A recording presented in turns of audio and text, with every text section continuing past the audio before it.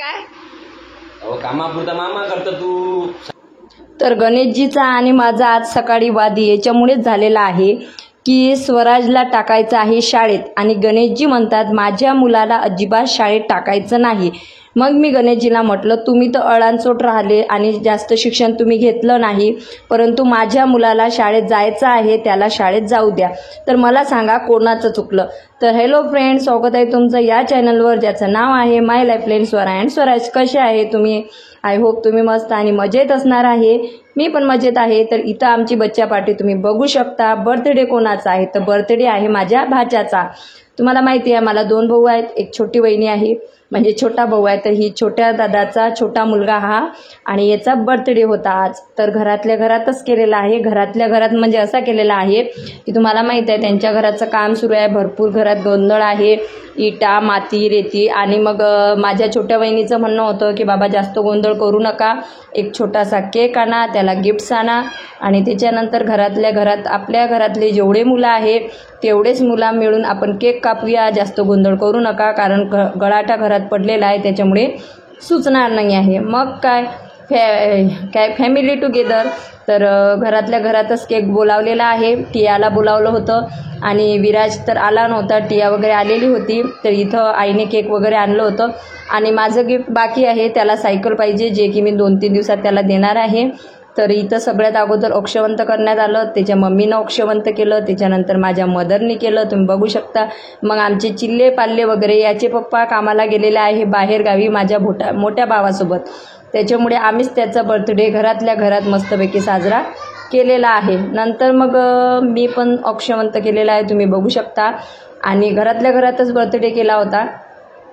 तर झालेलं असं आहे की स्वराजला आता शाळेत टाकायचं आहे आणि गणेशजीने स्वराजची टी सी म्हणतो आपण, दाखला आणि आधार कार्ड कुठंतरी ठेवलेलं आहे जे की मला माहिती नाही, कारण की मागच्या वेळेस स्वराजचं नाव माझ्या सासरवाडीच्या परमिटमध्ये टाकायचं होतं. तर तेव्हा त्याचा दाखला आणि आधार कार्ड गणेशजी घेऊन गेले होते. म्हणून मी त्यांना विचारत होती की बाबा तुम्ही ते कुठं ठेवलं. तर इथं बर्थडे साजरा झालेला आहे. अजून द्या. आणि नंतर केक कटिंग झाल्यावर आम्ही घरात आलो होतो. तर घरात आल्यानंतर आमच्या घरात कितीही खेळणे असू द्या, पण खेळणे असल्यावर सुद्धा आमच्या इथं मुलांना पाहिजे फक्त खेळभांडी खेळायला, जसे की चम्मच, गंज, प्लेटा, वाट्या. तुमच्या इथं पण असेच भांडे खेळतात का ते कमेंट बॉक्समध्ये नक्की सांगा. तर आता इथं स्वराज आणि स्वरा खेळत होती खेळभांडी, मी करत होती स्वयंपाक. आणि मी स्वराजची टी.सी. भरपूर बघितला, म्हणजे जन्मदाखला भरपूर सर्च मारला जो की मला भेटलाच नाही. आणि त्याच्यानंतर आधार कार्ड पण मी बघितलं. पैसे काय पाहिजे तुम्हाला? अरे येईन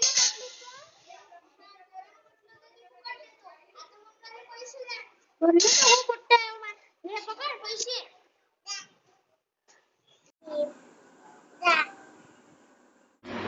आणि नंतर सकाळ झाली. सकाळ झाल्यानंतर इथं तुम्ही बघू शकता स्वराज ना एवढा बदमाश आहे ना, दिसते तेवढा गरीब नाही, खूप मारतो तो स्वराला, खूप मारतो. मग मी त्याला ओरडली तेव्हा त्याने हात सोडून दिला. उठवा स्वरा, उठ ना. पप्पा एवढं सांगून द्या मला, कानातले घालतो करून त्याला पोरगी आहे काय कामापुरता मामा करतो तू. हो काय तुझे फक्त मॅच ऐकलं, बाकी लोकांनी बघ गोल बोलून चुत्या बनवत होतो. बरं अजून बोलून घ्या. अजून काही बडास असेल तर काढून टाका. कधी पळून जाणार मग? पळून गाडी जाऊ काही. टी.सी. सांगा त्याची कुठे आहे? तर दाखला, आधार कार्ड फाईल येत नाही. दाखला त्याचं काय तर दाखला ते नाव नगरपालिकेतून काढलं होतं आपण, ते फाईलमध्येच ठेवला आता. बाकीच्या गोष्टी घरात लक्ष ठेवत जाय. तुम्ही त्या दिवशी काढलं होतं बाबाला द्यायचं होतं म्हणून. काय? हा पप्पा जोडते. काय काढलं होतं?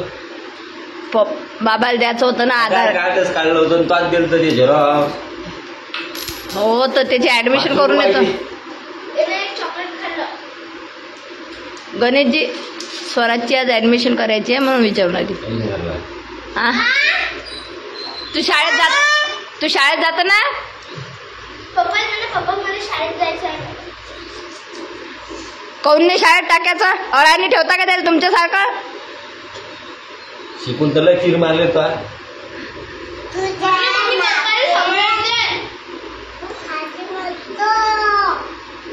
त्याला विचारा तू शाळेत जातं का? विचारा तर. शाळेत जातं ना? जाऊ. वर्षी नाही, पुढच्या वर्षी. पुढच्या वर्षी अशी नाही फक्त जाणार ना? आताच जातं ना? मग सांग बाप्पाला मला शाळेत जाऊ द्या म्हणा. आता नाही, पुढच्या वर्षी. यावर्षी खेळून घे, यावर्षी खेळून घे, पुढच्या वर्षी शाळेत जातो. गणेशजी रिकामी धंदे नका करू, त्याला शाळेत जाऊ द्या ना. पण तू जाय पहिले, तू शिकून घे जराशी शाळा आणि मग शिकवत तुझी शाळा. स्वतः पाहिलं तू जात ना बेटा शाळेत? आपण जाऊ बेटा आज दाखला करायला. आज तुझं नाव टाकून येऊ शाळेत. हा बेटा, तुला शाळेत जायचं आहे ना? ठीक आहे, सांग बाप्पाला मी शाळेत जातो म्हणा.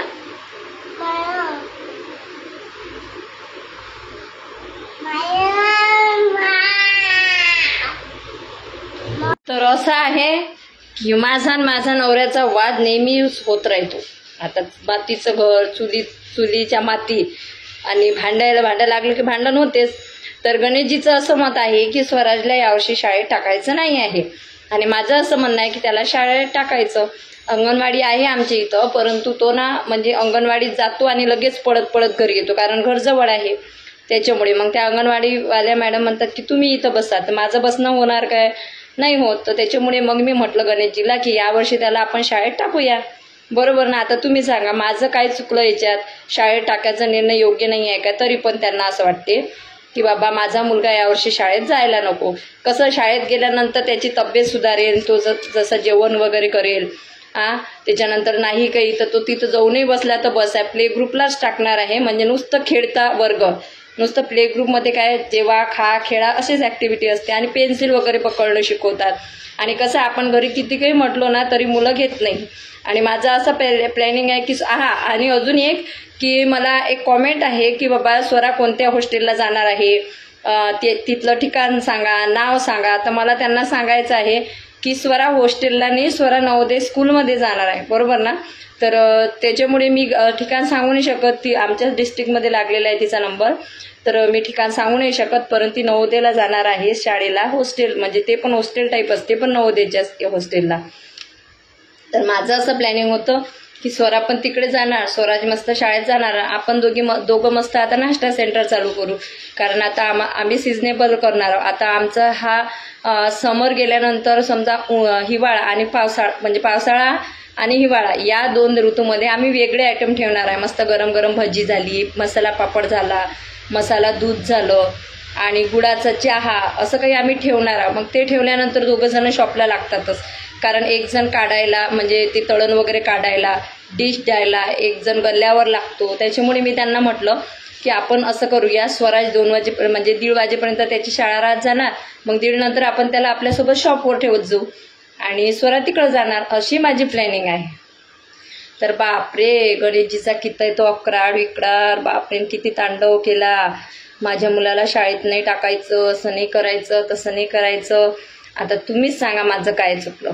मला पण वाटते माझ्या मुलाची मला पण काळजी आहे की बाबा तो म्हणजे शिकला पाहिजे, काहीतरी त्याने केलं पाहिजे. मग आतापासून मी बरोबर सवयीने लावले काय तर मला नक्की सांगा.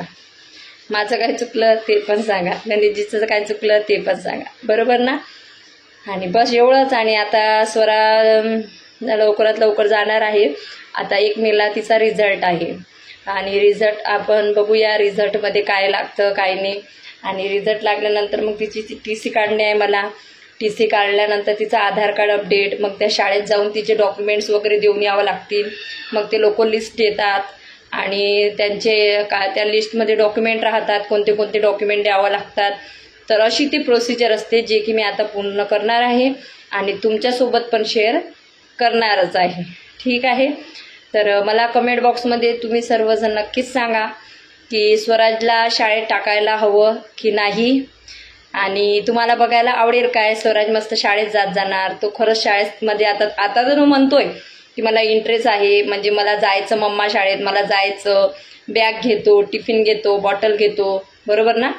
तर नक्की कमेंट बॉक्समध्ये सांगा स्वराजला शाळेत पाठवायला नको का. हे वय त्याचं शाळेत जायचं आहे की घरी राहायचं आहे. तुम्ही कमेंट बॉक्समध्ये नक्की सांगू शकता. तुमच्या कमेंट्सचं वेलकम आहे, चांगल्या कमेंटचं. चला बाय. मग व्हिडिओ आवडल्यास लाईक, कमेंट, शेअर, सबस्क्राईब करा. भेटूया लवकरच नवीन व्हिडिओमध्ये.